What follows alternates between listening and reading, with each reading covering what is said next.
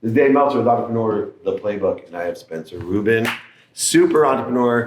I told you earlier, the reason I wanted you on The Playbook is we get a lot of highly well-known, established, experienced entrepreneurs that a lot of this audience looks up to, but really can't identify with. Mm-hmm. And when I read your story about creating your franchise, right here, the Melt Shop from Meltzer. Nice plug, right? I'm like a walking billboard for you, Melt Shop. Anyway, I maybe I should change the name of the playbook. But on your 25th birthday, after graduating Cornell and hospitality and probably having a job in between, you decide on your 25th birthday that you're going to start this company. Why? Well, I actually started working on it when I was 24, but honestly, my dream kind of since I was about 8 years old was to open up my own restaurant one day. And originally when I went to school, I was like, I want to do the whole fine dining thing, white tablecloths, full service, that sort of bit. Was it because you like to go out to eat? Or? I just loved food. I was just like obsessed with the industry. And ultimately, when I got to college, everyone's like, fine dining is not where it's at. Like it is super risky, which the entire industry is risky, but fine dining is even that much harder. And that's when I started to really kind of like study up and research on multi-unit restaurants. That's when Chipotle really kind of started to take off. And I really loved the multi-unit fast casual restaurant space because I thought it kind of merged this more casual dining atmosphere with really high quality, yet simple and approachable food at a really value-driven price point. And so I kind of shifted gears. I was like, fine dining is not for me. As you can tell, I'm a pretty casual guy. And I really started putting all my eggs into understanding the kind of QSR fast casual side of the industry, and went from school to work for a restaurant development company. I was doing real estate design, construction, kind of overall project management, scaled a bunch of restaurants for some clients, and then partnered with my current partners to start Melt Shop. It's interesting because I tell a lot of people, younger people, don't limit your point of entry, don't be hyper-focused on exactly what you want to do.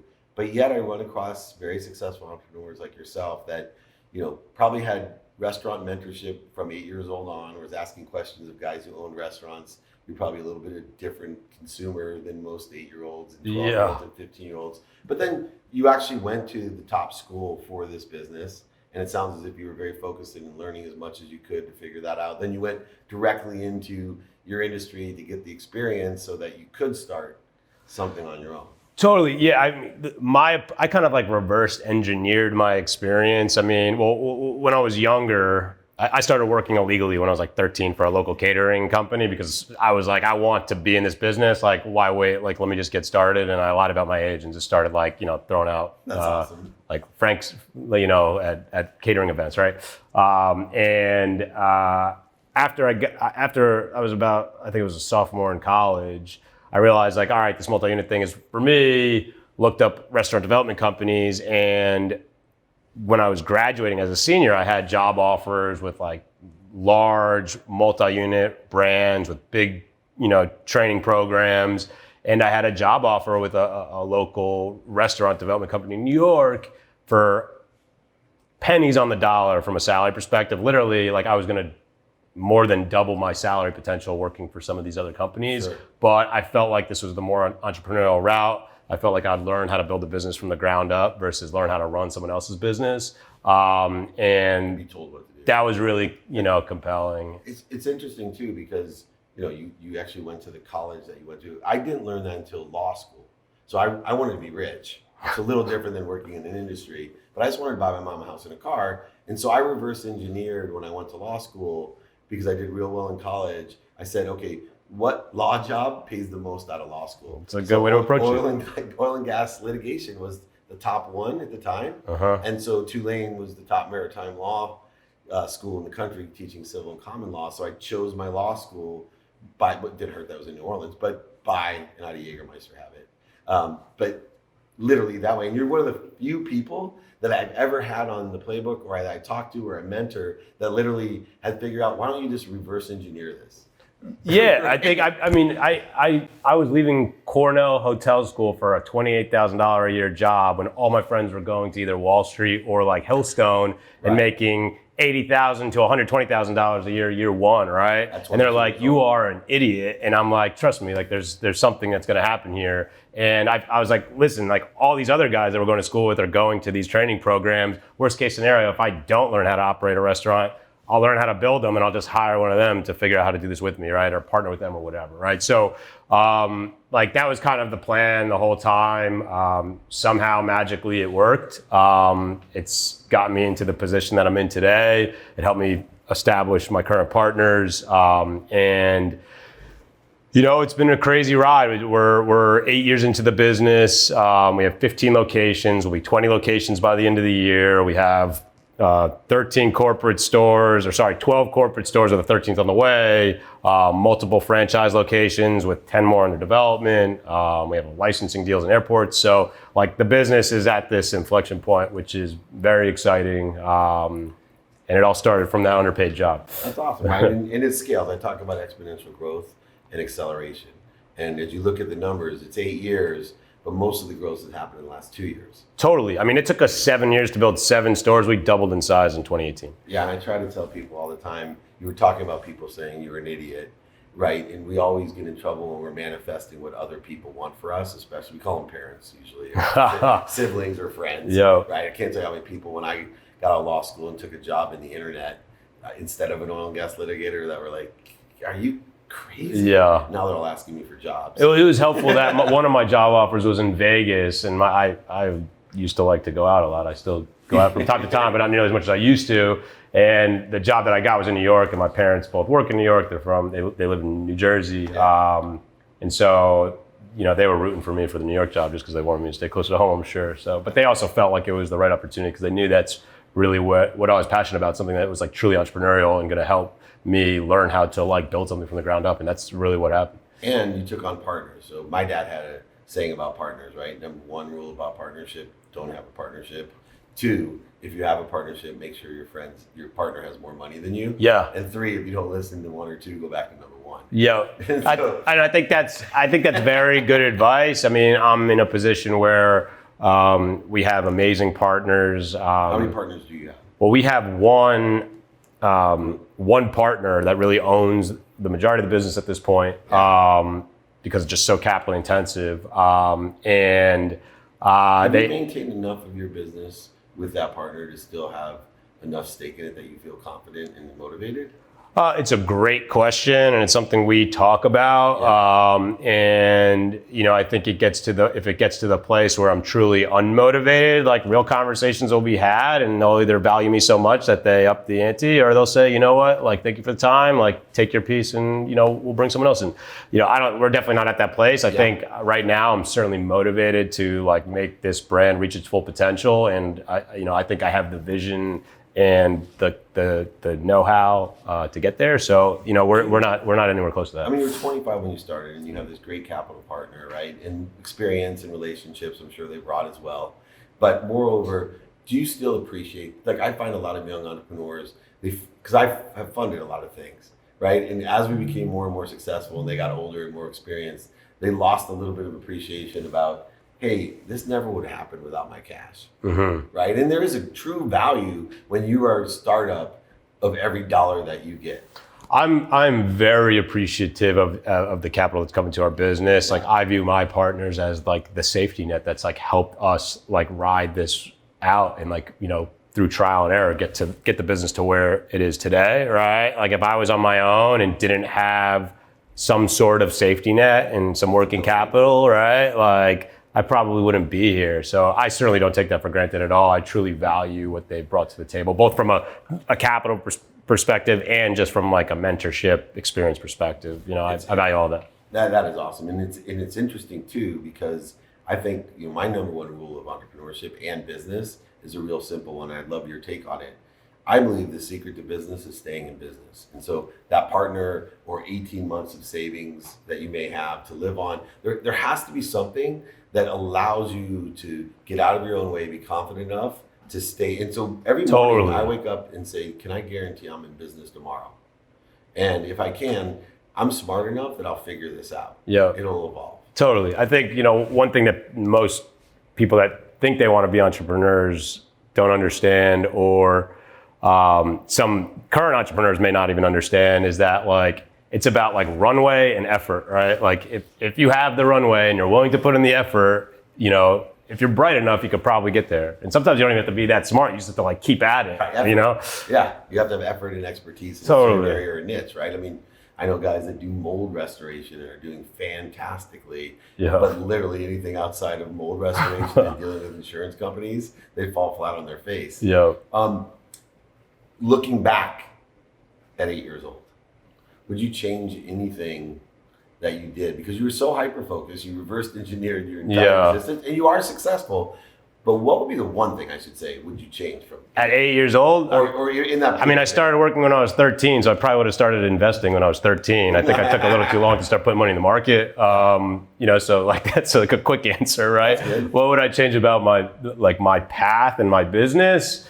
I think I missed out on an opportunity to get some real operational experience in my younger years, right? Like I think in college, I was like futzing around too much and could have spent time like literally working at McDonald's, right? Like literally like go like become an hourly manager and then an assistant manager and then a general manager while you're getting your degree, right? Like you don't need to go to the bar, you know, 6 nights a week and like have like, you know, a 2-day-a-week job or whatever, right? Like, I think every hour is precious, right? Like productive and accessible. So like, you know, if you can in your younger years, like learn some leadership skills, you know, on someone else's dime, I think that's super valuable. One of the great Cornell graduates is a guy named Rick Reese. He's the general manager of the Montage. And, you know, I do a lot of work with him and I find it fantastic because he hires a lot of kids from your program at the Montage, which is an extraordinary job. But when they get there, they literally start in housekeeping. Perfect. Right? And here you have these Cornell kids who you went to school with, you know a little bit of their background. Yeah. They're like, oh, I'm from Cornell. Like, what do you mean I'm making beds and cleaning rooms? Right? But that's the point, is the value of knowing every single piece of the business. Like the owner of Southwest used to go down to the baggage claim. Right? He wanted to know. And there's like some great scenes where I have an open door policy, right? Because, you know, in my storage side, right? You can have a guy that's working my storage side and all of a sudden he's sitting in one of my meetings, executive meeting. Somebody asked him like, why are you, like, because they think that I'm full of it. Like, why would I have this guy open door, just be able to take a break and sit in my office? And they're like, well, why are you here? And he goes, well, because the air conditioners doesn't work down there. Well, they're like, see? And I go, exactly, see, I never would have known that. And I have 10 employees working in overheated area that think that I'm cheap. Yeah. When I just don't know that the air conditioning set's too high. You know, you gotta learn. You gotta make business work. You gotta learn it from the ground up, A, but B, like going to an Ivy League school, like those students need some humbling, right? Like it's not the real world, and sometimes it takes like working in the housekeeping department to get a sense of a reality, you know. And I think that's a super smart approach to by training. the Ivy League schools. They humbled me because they didn't let me in. Got it. But now I humble them because I teach there. Yeah. See, look, who's teaching who? You won. All right. Important question for entrepreneurs, because you are an academic, right? You went to Cornell. It's not easy to get into, and it's certainly not easy to graduate. I don't view myself that way, but I appreciate that. I'm a little insecure because I got rejected by so many. But moreover, college in general, though, you know, would you recommend for an entrepreneur to go to college? I think it's totally dependent on your circumstances, right? I think if you are going, What are some of the factors? I think if you're going to plant yourself in, you know, hundreds of thousands of dollars in debt, like you might want to think twice. I think if you're a super immature kid, you might want to take some time off and like grow up a little bit. I think like if you have, you know, a desire to take on, you know, to work in the restaurant industry, for instance, or be an entrepreneur, like entrepreneurship, you know, operations, like they're kind of like, you know, the equalizer, right? Like you don't necessarily need to go to college to be successful in either of those roles, and those roles kind of blend into each other, right? So I think, do I think I benefited from college? Yes. Do I think I like got like the bang for the buck? I question that sometimes. Right? I think I could have done it. I could have done it a little differently to get more value out of it. And so I think at the time I definitely took college for granted, and I would do things a little differently if I went back. And so I advise people to think long and hard if it's the right thing for them, given everything that they have going on in their life. A little more personal question. You don't have to answer it, but I'm just curious. Your capital partners, your true strategic partner, was there any relationship between you graduating from Cornell and them being your partners? I mean, not that I know of. Like, So it was Cornell my guys. job that I got out Cornell guys, of. I think. I went to public school in New Jersey. Yeah. I didn't have anybody in my family that ever went to Cornell. You know, I was probably, there was only 164 kids in my class. I was probably like one of 2 kids that had a slot where, you know, there wasn't like some legacy play, right? That went to public school too, right? Like, you know, so I got in there on my own. My job, I actually Google searched the company that I worked for because I wanted to work in restaurant development, found the company, got the job outside of any sort of recruiting efforts at Cornell. And then that led me into this thing. So actually, I think having Cornell on my resume helped me, you know, get that job and then make it here. And the reason I ask is, like, I tell some entrepreneurs, I think money's a huge issue. Yeah. Like, if you're an entrepreneur and it's going to cost you $250 to $500K, you may want to consider that putting into your first business, right? You may, but moreover too, I think, you know, if you're going to go to a school and you want to be an entrepreneur, your network's really important. I'd be okay with my kids going and picking the networking that goes on at the school, the big alumni, whether it's Ohio State or, you know, saying, look, I can use this network, because that's what I do in real life, right? I put myself in a situation with the people I want to be around. And there's definitely a huge advantage of having because I went to a school with 1,500 people, right? Occidental College, you got Obama, you know, Ben Affleck and Jim Mora, you know, so very limited people that I can get to help me. But you go to USC in Southern California, you have a network to help you get started. But your reputation and your character, which is going to be my last question, you're still very young. This is your first entrepreneurial venture. What character traits do you think you'll rely on the most for the next 10 years? That's a great question. I think when I first started, I had such angst and, you know, such like almost like anxiety about, like, you know, making everything happen at such a high level, like not, you know, tomorrow, not the next day, but like, you know, 2 days ago.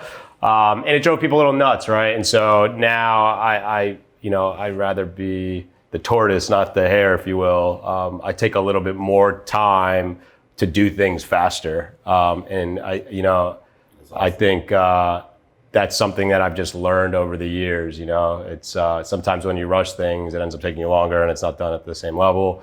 I do work with a sense of urgency still. It's not to say like I just like take my sweet time, but I just look at things differently and make sure that, you know, I'm not putting like too much pressure on my team that they crack, right? Like I want to empower them so they perform ultimately. And the old me was putting so much pressure on everything that it was like really creating this pressure cooker type of situation. As I've matured in business, I've learned to approach things a different way. Yeah, Spencer Rubin has a great piece of advice that I learned a long time ago as a young executive. One of the few people and places on earth that you don't want to treat people like you treat yourself is as an entrepreneur, because we're so hard on ourselves. Totally. You cannot, you will ruin everyone below you if you try to hold them to the standard that you hold yourself to. Otherwise, be kind to your future self, be kind to others, and do treat others the way that you'd like to be treated. But you certainly are on your way to a huge success. Thank you very much. Anything I can do, you know, please let me know. And it's nice to have someone that hopefully everybody can align with, because this is a true young entrepreneur that's doing it the right way with work ethic, integrity, hard work. And Thank you. I love the fact that you re-engineered everything backwards, just reverse engineered your career, and it's working out. So congratulations. Thank you so much for the time. Really, really appreciate it. Awesome. Dave Meltzer, Spencer Rubin here on Entrepreneurs, The Playbook.